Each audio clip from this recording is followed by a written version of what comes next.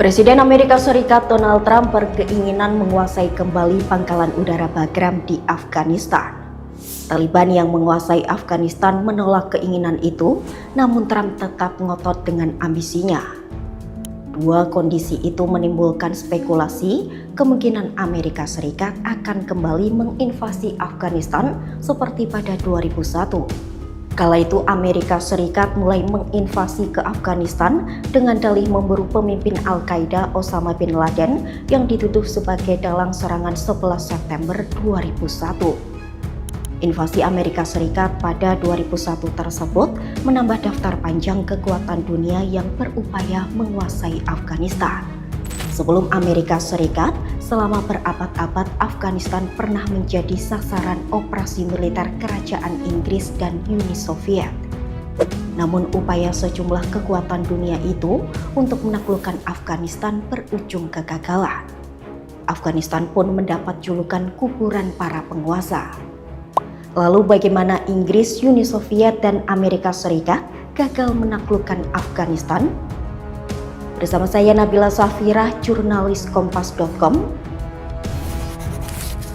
Jadi, gini ceritanya.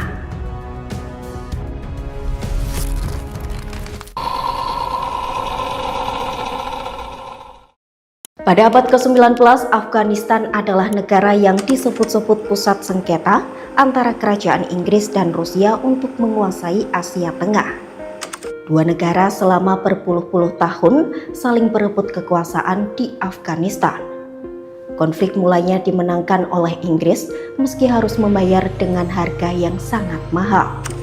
Inggris tercatat berusaha menginvasi Afghanistan sebanyak 3 kali pada 1839 hingga 1919.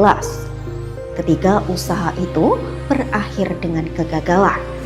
Usaha pertama yakni saat Perang Anglo-Afgan pertama pecah. Ketika itu Inggris menduduki Kabul pada 1839 karena takut Rusia mendahulinya. Namun Inggris harus mengalami penghinaan terbesar sepanjang sejarahnya. Inggris yang pada masa itu dikenal dengan pasukan bersenjata terbesar dan terkuat di dunia dikalahkan suku-suku Afgan dengan persenjataan paling sederhana. Setelah 3 tahun invasi, rakyat Afghanistan berhasil mengusir Inggris dari Kabul dan penarikan pasukan dari kota itu berakhir menjadi tragedi. Dari 16.000 orang pasukan Inggris yang meninggalkan kamp militer di Kabul menuju Jalalabad pada 6 Januari 1842, hanya 1 tentara yang berhasil selamat. Banyaknya tentara yang tewas melemahkan ekspansi Inggris ke subkontinental tersebut dan memengaruhi narasi yang dibangun bahwa Inggris merupakan negara yang tak terkalahkan. Tak kapok, nyaris 4 dekade kemudian, Inggris kembali meluncurkan invasi baru ke Afghanistan yang berbuah sedikit kesuksesan. Perang Anglo-Afgan kedua yang terjadi pada 1878 hingga 1880 berakhir dengan Afghanistan menjadi protektorat Inggris. Pada akhirnya, Inggris memilih dan mendukung Emir Afgan yang baru serta menarik pasukan dari negara tersebut. Pada 1919, Perang Anglo-Afgan ketiga pecah saat Emir Amanullah Khan memilih mendeklarasikan kemerdekaan dari Inggris. Bersamaan dengan itu, revolusi Bolshevik telah mengurangi ancaman dari Rusia, dan Perang Dunia I telah menguras dana perang Inggris. Kondisi ini membuat ketertarikan Inggris pada Afghanistan memudar. Setelah 4 bulan pertempuran, Inggris akhirnya mengakui kemerdekaan Afghanistan. Namun meski secara resmi Afghanistan tak lagi berada di bawah protektorat Inggris, banyak yang mengatakan pengaruh Britania atas negara itu bertahan hingga bertahun-tahun setelahnya.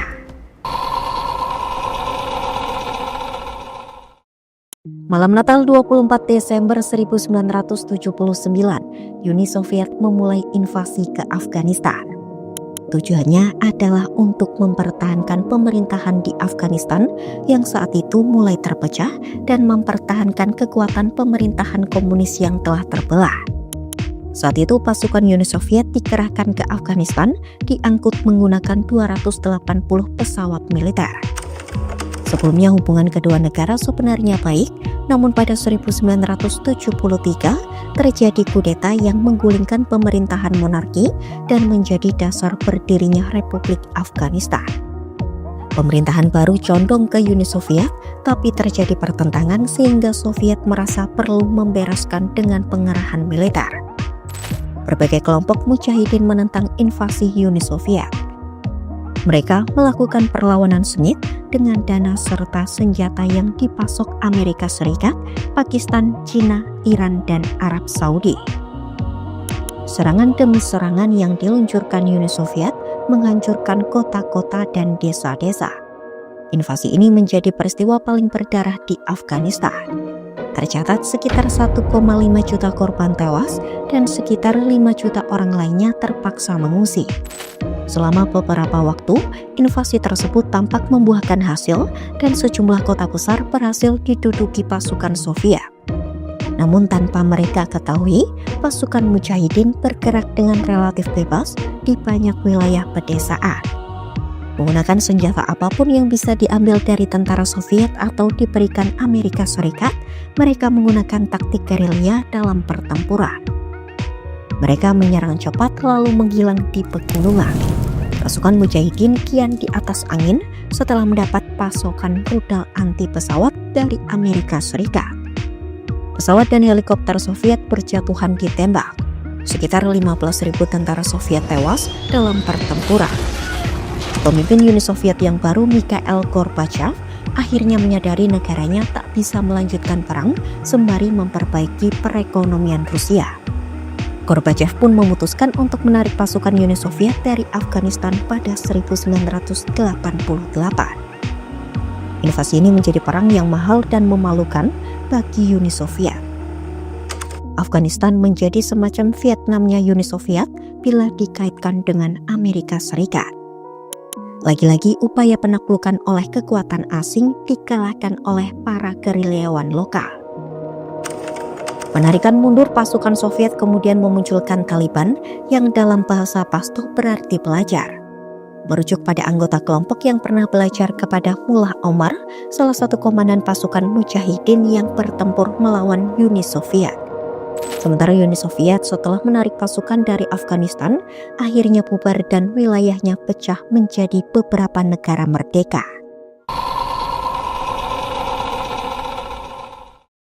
Setelah Inggris dan Uni Soviet, giliran Amerika Serikat memimpin invasi baru ke Afghanistan. 7 Oktober 2001 atau kurang dari sebulan sejak serangan 11 September yang menghantam gedung World Trade Center, Presiden AS kala itu George W. Bush meluncurkan operasi kebebasan abadi di Afghanistan. Operasi ini untuk membalas serangan 11 September yang menewaskan sekitar 3.000 orang. Sementara Taliban yang berkuasa di Afghanistan melindungi Osama bin Laden dan Al-Qaeda. Operasi kebebasan abadi pun membuka front perang antara Amerika Serikat melawan Taliban dan Al-Qaeda. Dalam beberapa minggu, pasukan Amerika Serikat berhasil menguasai Kabul dan menggulingkan Taliban yang berkuasa sejak 1996. Namun keberhasilan itu tak bertahan lama.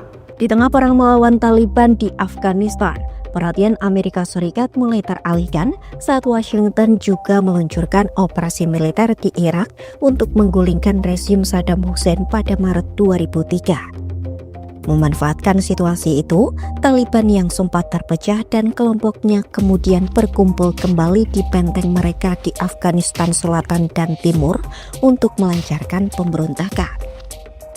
Pada 2008, Komando Amerika Serikat di Afghanistan meminta lebih banyak personal bantuan untuk menghadapi kekuatan Afghanistan yang bangkit kembali. Bush pun mengirimkan tentara tambahan sehingga totalnya menjadi 48.500 pasukan. Pada 2009, Presiden terpilih Barack Obama yang menjanjikan untuk mengakhiri perang Irak dan Afghanistan justru menambah jumlah pasukan Amerika Serikat menjadi sekitar 68.000 orang.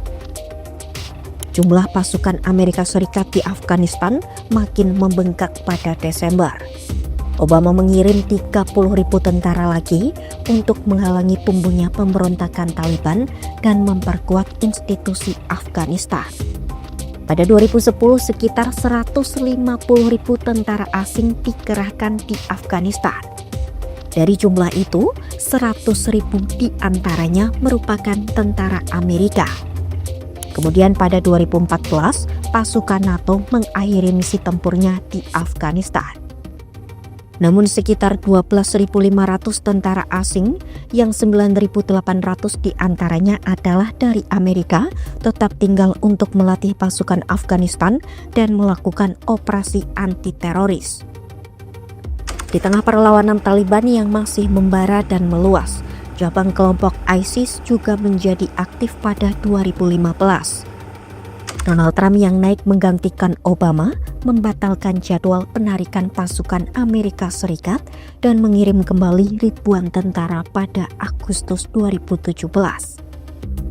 Namun tak disangka, serangan mematikan Taliban justru naik berlipat ganda, terutama terhadap pasukan Afghanistan dan Amerika Serikat. Di tengah situasi itu, perwakilan Washington dan Taliban secara diam-diam membuka pembicaraan di Doha, Qatar yang berfokus pada pengurangan jumlah tentara Amerika di Afghanistan. Sebagai imbalannya, Washington meminta Taliban mencegah Afghanistan digunakan sebagai sarang gerakan ekstremis. Pada 29 Februari 2020, Amerika Serikat dan Taliban sepakat untuk menandatangani kesepakatan bersejarah yang membuka jalan bagi penarikan semua pasukan asing dari Afghanistan pada Mei 2021. Sekali lagi, Afghanistan menunjukkan kekuatannya dalam melawan invasi salah satu negara terkuat di dunia. Perang 2 dekade berujung pada angkat kakinya pasukan Amerika Serikat dari tanah Afghanistan dengan meninggalkan peralatan dan pangkalan militer. Catatan sejarah menunjukkan telah banyak kekuatan asing yang mencoba menaklukkan Afghanistan, mulai dari kerajaan Inggris hingga Amerika Serikat. Sejauh ini tak pernah ada yang berhasil sehingga menyematkan julukan kuburan para penguasa bagi Afghanistan. Kini invasi Amerika Serikat ke Afghanistan kembali membayangi seiring ambisi Presiden Donald Trump menguasai lagi pangkalan Bagram yang telah lama ditinggalkan bersamaan dengan angkat kakinya pasukan Amerika Serikat dari Afghanistan. Akankah sejarah kembali terulang? Silakan tinggalkan komentar dan saksikan terus cerita-cerita lainnya hanya di YouTube Kompas.com. Saya Nabila Safira pamit, sampai jumpa.